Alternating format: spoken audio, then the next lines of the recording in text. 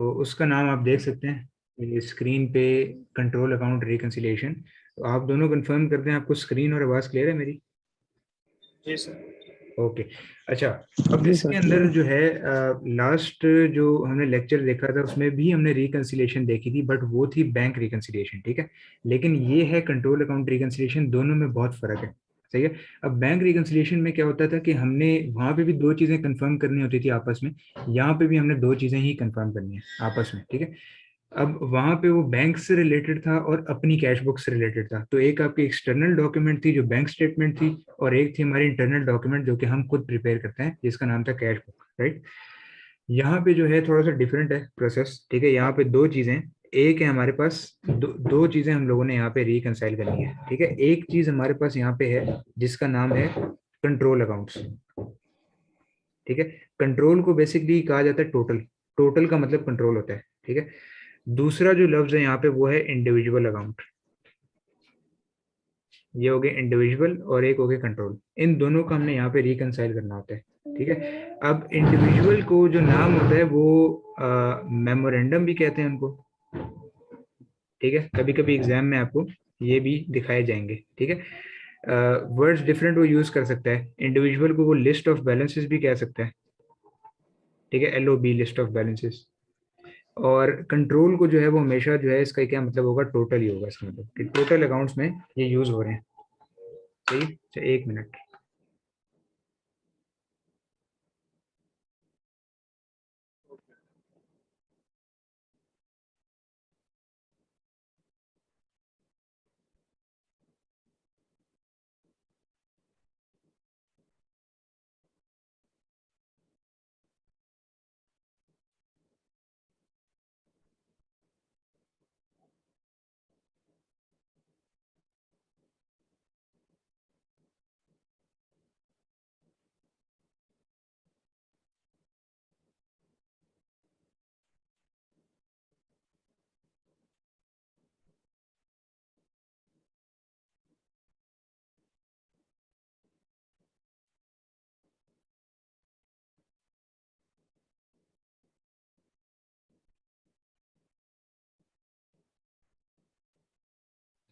अच्छा जी, तो यहाँ पे मैं बता रहा था आप लोगों को कि दो अकाउंट्स हम लोगों ने रिकंसाइल करने होते हैं। एक का नाम है हमारे पास कंट्रोल अकाउंट, सही है, और एक का नाम है इंडिविजुअल अकाउंट। इंडिविजुअल को वो एग्जाम में दो तीन मतलब उसके निकाले गया, तो मेमोरेंडम कह सकता है, या तो लिस्ट ऑफ बैलेंसेस कह सकता है, इंडिविजुअल भी कह सकते हैं, ठीक है। अब इसका मतलब क्या है, कंट्रोल में जो है ना, इसमें दो चीज़ें एसोसिएटेड हैं, सही है। हमें आपने हमेशा याद रखना है, ये जो है पेबल्स की भी की जाती है। पेबल्स कहाँ से आती थी, परचेजेस से, क्रेडिट परचेज। और ये जो है सेल्स की भी की जाती है, ठीक है। सेल्स होती है रिसीवेबल से, ठीक है। तो रिसीवेबल पेबल दोनों के अलग अलग अकाउंट बनते हैं, हम लोगों ने इन दोनों को रिकंसाइल करना होता है, ठीक है। अब कंट्रोल का यहाँ पे टोटल से क्या मतलब है, टोटल से यहाँ पे मतलब है कि ये टोटल ट्रांजैक्शन रिकॉर्ड करते हैं। जैसे कि अगर एक अकाउंट हमारे पास बनता है रिसीवेबल लेजर कंट्रोल अकाउंट, यहाँ पे मैंने शॉर्ट फॉर्म लिखा है RLC है, ठीक है, रिसीवेबल लेजर कंट्रोल अकाउंट। दूसरे अकाउंट का नाम होता है हमारे पास पेबल लेजर कंट्रोल अकाउंट, सही है। तो रिसीवेबल लेजर कंट्रोल अकाउंट और पेबल लेजर कंट्रोल अकाउंट ये दोनों बनते हैं। इन दोनों को कंट्रोल अकाउंट्स इसीलिए कहते हैं क्योंकि इसमें टोटल टोटल चीजें आ रही होती हैं, सही है। अब इन दोनों का मैं आपको फॉर्मेट भी नीचे बनवा देता हूँ। लेकिन होता ही है कि इसके अंदर क्रेडिट सेल्स आती हैं, फिर आपने जैसे रिसीवर्स में देखा हुआ है कि कितने पैसे मिल गए हैं, कितना डिस्काउंट रिसीव्ड है, कितने बैड डेट्स हैं, राइट। ये सारी चीजें इसके अंदर आती हैं, और ये नेट ऑफ करके हम इसका बैलेंस निकाल लेते हैं। अब इंडिविजुअल से क्या मतलब है, इंडिविजुअल से मतलब है यहाँ पे कि हर सप्लायर का अलग अलग अकाउंट है, सही है। जैसे फॉर एग्जांपल यहाँ मैं रिसीवेबल की बात करता हूँ, ठीक है। तो रिसीवेबल में मेरे 3 रिसीवेबल्स हैं, ठीक है, मेरे 3 रिसीवेबल हैं। एक मिस्टर ए, एक है जी मिस्टर बी और तीसरे हैं मिस्टर सी। ये तीन मेरे कस्टमर्स हैं, तीनों को मैंने सामान बेचा हुआ है, इनसे अब मैंने पैसे रिसीव करने हैं, ठीक है। तो अब मैं इनके अलग अलग अकाउंट्स भी बनाऊंगा, टोटल में 4 अकाउंट्स बनाऊंगा, ठीक है। एक मिस्टर ए का बनेगा, फिर मिस्टर बी का बनेगा, फिर यहाँ पे मिस्टर सी का बनेगा, ठीक है। अब ये जो है ना, ये तीन मैंने क्या बनाए हैं, ये वाले जो नीचे अभी अभी बनाए हैं, इनको हम कहते हैं इंडिविजुअल बैलेंसेस, मतलब कि लिस्ट ऑफ बैलेंसेस या फिर मेमोरेंडम अकाउंट, इंडिविजुअल अकाउंट। लेकिन ये वाला जो कंट्रोल अकाउंट है, इनमें तीनों की टोटल ट्रांजैक्शन रहेंगी, इन तीनों को कितनी सेल की गई है, इन तीनों से कितने पैसे रिसीव हो चुके हैं, इन तीनों को कितना डिस्काउंट दिया है, इन तीनों की कितनी कॉन्ट्रा एंट्रीज आ रही है। मैं आपको बताता हूँ कॉन्ट्रा क्या होता है। सही है। इन दोनों को रिकंसाइल करना, अगर इन दोनों का बैलेंस सेम आ जाता है, फर्ज करें कि इनका अभी तक जी रिसीवेबल है हमारे पास 800, मिस्टर बी का है 200 और मिस्टर सी का है फॉर एग्जांपल 500। ठीक है, तो टोटल कितना बनता है 1500, मतलब कि 1500 टोटल अमाउंट हमारी है। तो ये 1500 यहाँ पे भी आनी चाहिए, जो इसका टोटल बैलेंस आ रहा होगा ना इसका अकाउंट का बैलेंस कैरी डाउन, वो भी 1500 ही आना चाहिए, ताकि हमें कंफर्म हो सके कि दोनों के क्लोजिंग बैलेंसेस हमने सेम निकाले हैं। अब बैंक रिकन्सिलिएशन में तो काफ़ी कॉम्प्लिकेशंस थी, हमें टर्म्स को समझना पड़ता था, ये उससे थोड़ा सा ज़्यादा सिंपल है। ठीक है, इसके अंदर जो टर्मिनोलॉजीज हैं वो थोड़ी बहुत सिंपल हैं बैंक रिकन्सिलिएशन से भी ज़्यादा। ठीक है, तो यहाँ तक समझ आइए आप लोगों को, क्लियर है? जी सर। ओके, सही है। बिलाल आपको क्लियर है यहाँ तक? जी सर। ठीक है जी। अच्छा, अब नेक्स्ट चीज़ है हमारी, जो फॉर्मेट्स हैं वो मैं आपको यहाँ पे ड्रॉ करवा देता हूँ। यहाँ पे मैं बना रहा हूँ रिसीवेबल लेजर कंट्रोल अकाउंट, और यहाँ पे मैं अकाउंट बना देता हूँ पेएबल लेजर कंट्रोल अकाउंट। सही है। अब रिसीवेबल के अंदर रिसीवेबल, क्योंकि आपको पता है रिसीवेबल होता है हमारा एसेट। सही है, दिस इज आवर एसेट, और पेएबल हमारी होती है लाइबिलिटी। अब इनका आपको पता है कि लाइबिलिटी का जो ओपनिंग बैलेंस होता है वो क्रेडिट पे आता है हमेशा, और एसेट का जो ओपनिंग बैलेंस होता है हमेशा डेबिट पे आता है। ठीक है, तो जो रिसीवेबल लेजर कंट्रोल अकाउंट है हमेशा कहाँ से शुरू होएगा, डेबिट से, मतलब कि ओपनिंग बैलेंस इसका यहाँ पे आएगा। ठीक है, अब सेकेंडली यहाँ पे और क्या चीज़ें आएंगी, यहाँ पे आएंगी जी क्रेडिट सेल्स, ये आप लोग साथ साथ बनाते भी जाएं। ठीक है, क्रेडिट सेल्स आ गई। अब जो भी रिटर्न्स आए हैं वो यहाँ पे आ जाएंगे, सेल्स रिटर्न्स।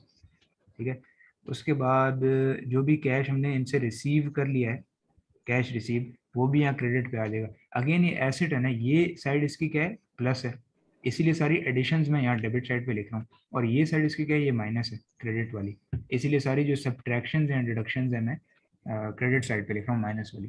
ठीक है, कैश रिसीव्ड हो गया, रिटर्न्स हो गया, एक और नाम है कॉन्ट्रा, ये भी यहाँ पे आ जाएगा, ये मैं भी आपको समझाता हूँ थोड़ी देर में। और उसके बाद ये डिस्काउंट अलाउड, याद है आपको डिस्काउंट अलाउड? डिस्काउंट अलाउड हम जब बेच रहे होते हैं तब देते हैं ना, सेल से एफिलिएटेड होता है, तो ये रिसीवेबल्स में आएगा। सिमिलरली डिस्काउंट रिसीव्ड जो है वो पेबल लेजर में आएगा, क्योंकि उसमें हम परचेज कर रहे हैं। ठीक है, तो ये टोटल इसमें चीज़ें हैं। मोस्ट प्रॉब्ली इसका क्लोजिंग बैलेंस यहाँ पे आएगा। ठीक है, और यहाँ पे हम लोग इनके टोटल्स लिख देंगे।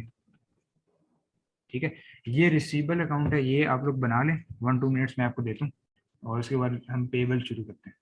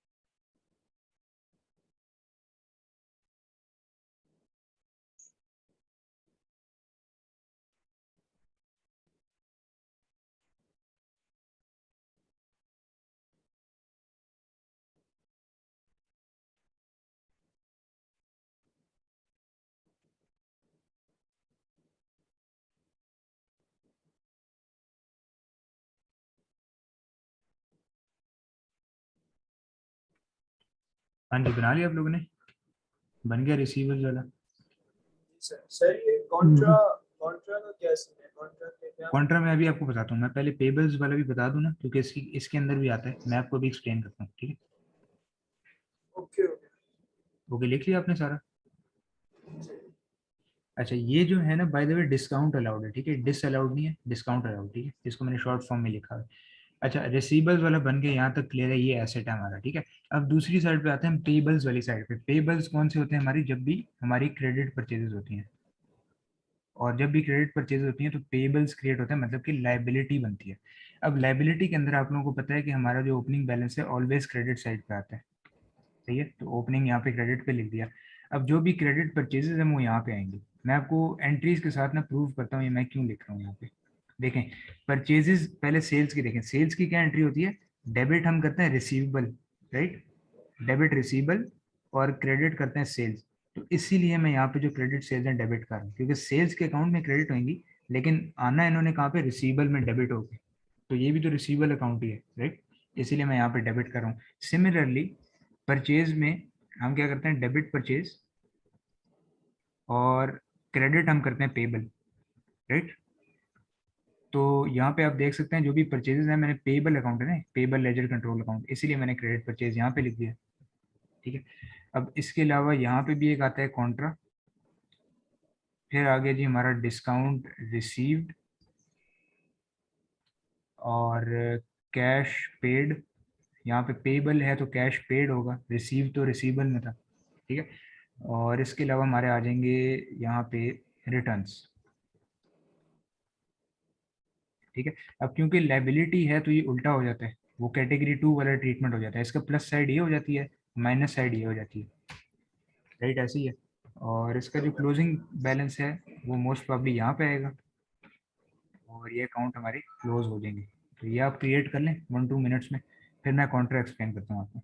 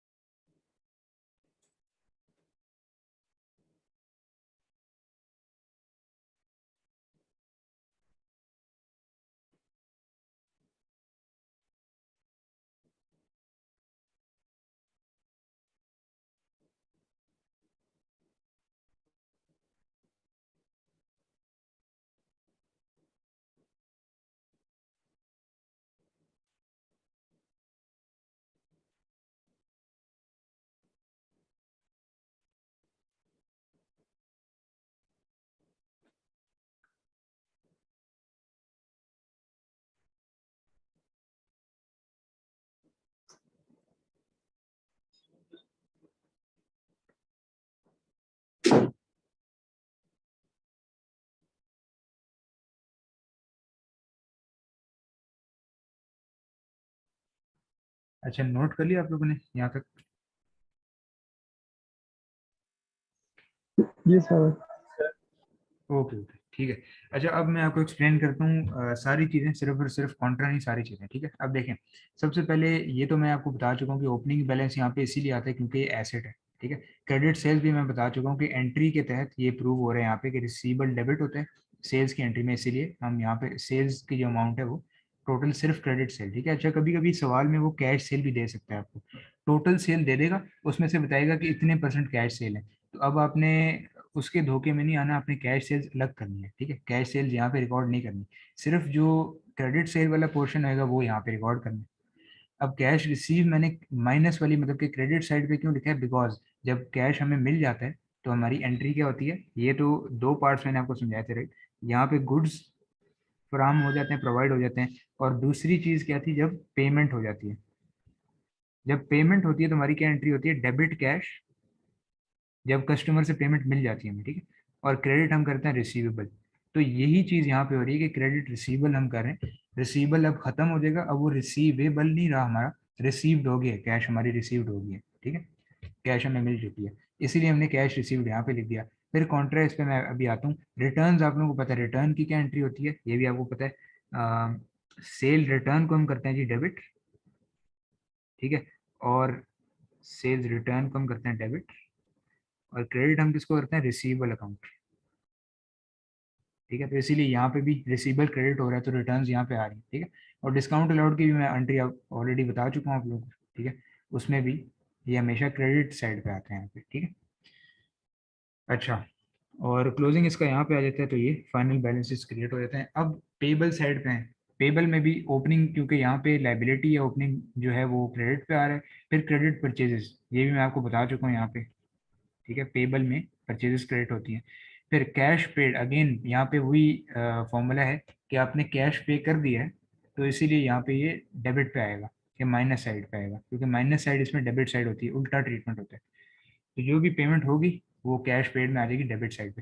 फिर कॉन्ट्रैक्ट पे मैं भी आता हूँ। डिस्काउंट रिसीव्ड, ये तो आपको पता है, ये हमारी इनकम होती है, तो डिस्काउंट रिसीव्ड क्रेडिट होता है, राइट। और पेबल क्या होता है, डेबिट होता है, क्योंकि पेबल को रिड्यूस करता है हमारा, राइट। और रिटर्न्स भी आपको पता है कि रिटर्न्स की क्या एंट्री होती है, क्रेडिट परचेज रिटर्न, यहाँ पे मैं लिख देता हूँ क्रेडिट परचेज रिटर्न। और डेबिट हम क्या करते हैं, पेबल, पेबल को हम नेट ऑफ करते हैं, खत्म कर देते हैं। पेबल खत्म करने का क्या मतलब है, डेबिट करना, क्योंकि डेबिट पे डिक्रीज होता है। ठीक है जी, और इस तरह हमारा क्लोजिंग बैलेंस आ गया। अब इसके हम कुछ एग्जांपल्स भी करते हैं। अब मैं आता हूँ कॉन्ट्रा पे। कॉन्ट्रा क्या होता है, सही है। तो कॉन्ट्रा का मतलब है कॉन्ट्राडिक्टिंग एंट्री से निकले। ठीक है, जैसे आपने देखा होगा एक वर्ड होता है कॉन्ट्राडिक्टिंग। जैसे आप किसी की फॉर एग्जांपल बात को गलत कर दें, उसको कहते हैं कॉन्ट्राडिक्टिंग, सही है। तो इसीलिए यहाँ पे कॉन्ट्रा का मतलब है कि जब आपका सप्लायर जो है वो रिसीवेबल भी हो, या फिर आपका रिसीवेबल सप्लायर भी हो। ठीक है, यहाँ पे मैं लिख देता हूँ, when your supplier is your receivable as well, और वाइस वर्सा। मतलब कि उल्टा भी हो सकता है, आपका सप्लायर भी रिसीवेबल है या फिर आपका रिसीवेबल भी सप्लायर है। ठीक है, तो इसको हम कहते हैं कॉन्ट्रा। अब इसकी एंट्री क्या होती है, देखें, ये इनकर कब होता है, सिर्फ इनकर तब होता है, होता कब है, कॉन्ट्रा एंट्री कब बनती है। फॉर एग्जाम्पल हम यहाँ एज्यूम करें कि हमारे एक मिस्टर ए हैं, और मिस्टर ए हमारे क्या है, रिसीवेबल है। ठीक है, अब इनसे हमने पैसे क्या करना है, रिसीव करने हैं, हमारा एसेट है। ठीक है, लेकिन हो सकता है कि मिस्टर ए ने हमें लास्ट टाइम ज्यादा पेमेंट कर दी हो। मिस्टर ए की लास्ट टाइम पेमेंट बनी 500, लेकिन उन्होंने गलती से कितनी कर दी मुझे, 700, राइट। तो 200 इनकी अमानत मेरे पास पड़ी हुई है, राइट। 200 क्या हो जाएगी, मेरी लाइबिलिटी हो जाएगी, मतलब कि मैंने इनको वापस किसी वक्त भी कर सकता हूँ 200। अगर ये 200 मेरे से मांगे कि गलती से मेरे से 200 ज्यादा पेमेंट हो गई थी, फॉर एग्जाम्पल मैंने 500 पे करने थे, गलती से अनदेखे मैंने 700 दे दिए। ठीक है, तो 200 मैंने वापस देने, मेरी लाइबिलिटी है, मेरी, मैं सप्लायर हूँ यहाँ पे। ठीक है, मैंने इनको सामान सप्लाई किया, मेरी लाइबिलिटी है, मेरे से कभी भी ये ले सकते हैं। ठीक है, तो डिफरेंट इसकी रीजंस हैं कि हो सकता है पेमेंट उन्होंने ज़्यादा कर दी हो, या पेमेंट नेट ऑफ ना हो रही हो। ठीक है, अब सिमिलरली अगर मिस्टर बी हैं, वो हमारे सप्लायर हैं। ठीक है, यहाँ पे हम क्या है, यहाँ पे हम कस्टमर हैं, सही है। तो फॉर एग्जांपल हमने जो है मिस्टर बी को पे करने हैं ना, फॉर एग्जांपल हमने 500 पे करने थे, लेकिन गलती से हमने कितने पे कर दिए, 800। ठीक है, तो अब अगेन यहाँ पे हमारा सप्लायर क्या बन गया, रिसीवेबल बन गया। और यहाँ पे हमारा रिसीवेबल क्या बन गया, सप्लायर के, हमने 200 उसको वापस देने हैं। ठीक है, या फिर 200 किसी अगली ट्रांजैक्शन में एडजस्ट हो पाएगा, सही है। तो इसका मतलब है कॉन्ट्रा एंट्री, कॉन्ट्राडिक्टिंग एंट्री इसका पूरा नाम है, बट इसको कॉन्ट्रा कहते हैं। अब इसकी एंट्री क्या है, देखें ये, हाँ, इसमें जो रूल होते हैं ना, जनरल रूल मैं यहाँ पे लिख देता हूँ। जनरल रूल इसमें होता है कि eliminate from both receivable and payable. मतलब कि जनरल रूल यहाँ पे क्या है कि पेबल रिसीवेबल दोनों को हमने डिक्रीज करना है, दोनों को हमने डिक्रीज करना है, eliminate from both receivable and payable, सही है। तो इसका क्या मतलब है, हमारी एंट्री क्या होगी, debit payable account, payable ledger control account कह लें, पेबल कह लें, एक ही बात है। ठीक है, और क्रेडिट हम करेंगे रिसीवेबल। हमेशा याद रखें, आप नोट भी कर लें, ये इसकी एंट्री है, डेबिट पेबल क्रेडिट रिसीवेबल। क्यों, बिकॉज डेबिट पे पेबल रिड्यूस होता है और क्रेडिट पे रिसीवेबल रिड्यूस होता है। ठीक है, तो अगेन मैं रिपीट कर रहा हूँ, कॉन्ट्रा तब होता है जब आप हमारा रिसीवेबल सप्लायर भी हो, या फिर सप्लायर हमारा रिसीवेबल भी हो। जनरल रूल इसके अंदर क्या फॉलो होता है कि हमने दोनों में से एलिमिनेट इसको करना है, रिसीवेबल में से भी और पेबल में से भी, समटाइम्स क्वेश्चन में होता है, समटाइम्स नहीं होता। अगर नहीं है तो फिर आपने सिंपली 0 मार्क कर देना है, या फिर उसकी एंट्री बनानी नहीं है। ठीक है, तो डेबिट पेबल और क्रेडिट रिसीबल ये किसकी एंट्री है? Contra entry.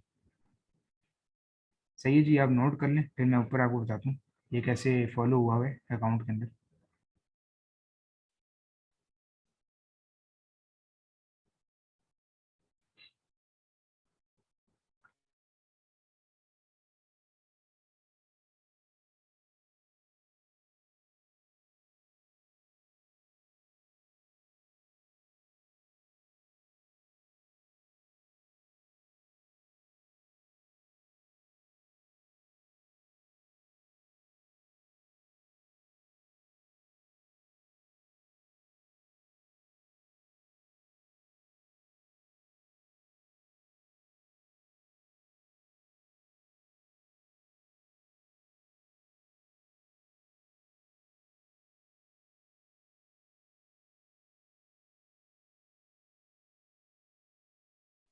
जी नोट कर लिया आप लोगों ने? क्लियर है यहाँ तक?